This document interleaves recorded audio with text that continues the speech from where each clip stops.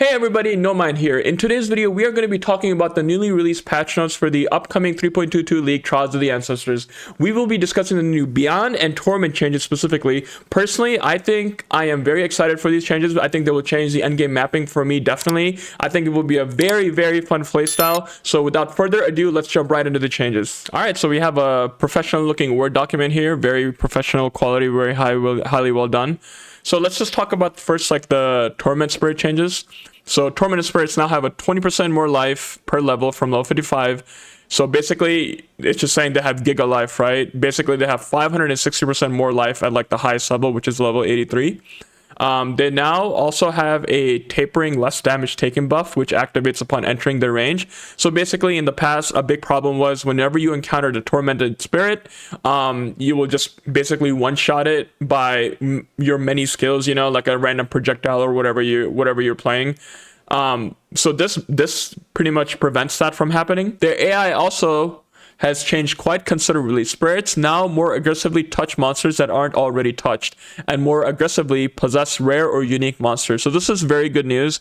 Basically, in the past, you know, I'm really curious to see this in action. Basically, in the past, you know, which is basically now, if you go into a map, you're going to see Tormented Spirits just kind of randomly wandering around. They're going to be like stuck in a corner of a map. I'm curious to see if that still happens or not.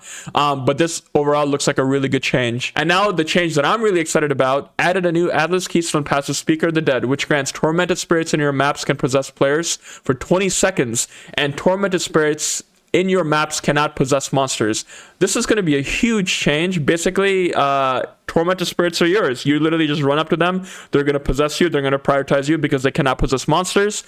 And you can't accidentally kill them because, you know, as we discussed up here, they have way more life. So this is a very exciting change. This is going to be like a budget headhunter kind of strategy before you get like your headhunter or mage blood, you know. This is going to make early mapping very, very, very fun in my opinion. So I'm very excited about this change. I'm excited to see how it kind of performs like in action, you know, in live gameplay. You know, in my mind it sounds good, but, you know, we kind of have to see how things play out to really see how they feel when playing with them in game. So yeah.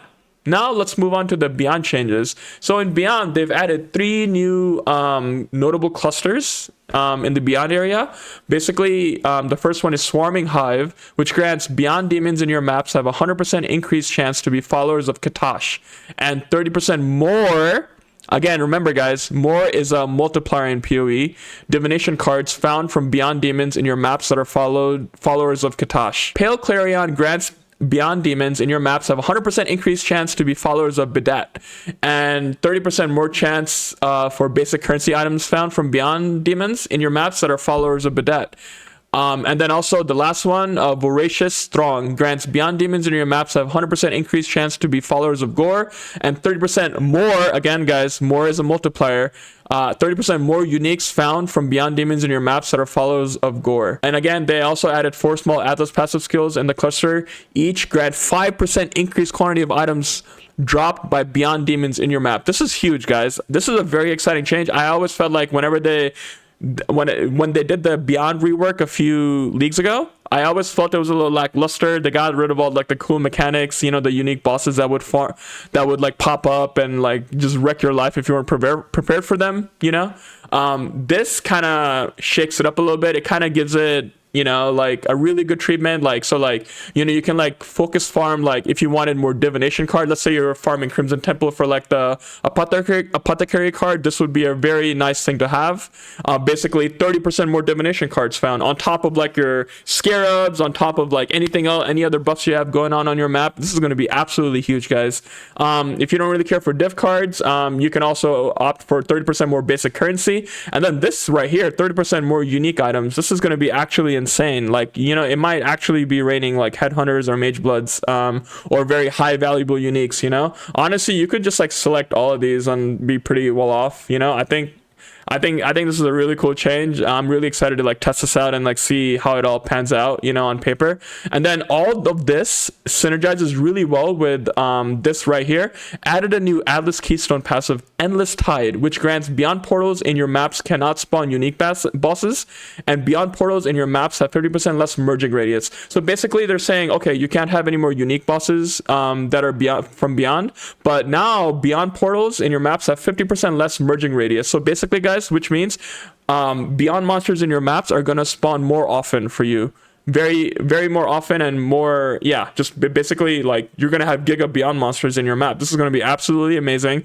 Combined with all this right here, there's some pretty, like, there's some technology over here, guys, that, you know, you could have some very heavy juicing strategies just revolving around beyond. And I also know there's some sextants out there that are dealing with beyond, and honestly I think this could be a very viable strategy to make a lot of currency in this league and make mapping super fun. Combined with the tormented spirits, yeah, this is going to be a heck of a mapping league, I can guarantee it. And plus also we have Sanctum coming back. It's going to be absolutely massive. I think it's going to be really fun to farm just overall currency in this league. I think there's going to be so many sources. You can basically do whatever you want.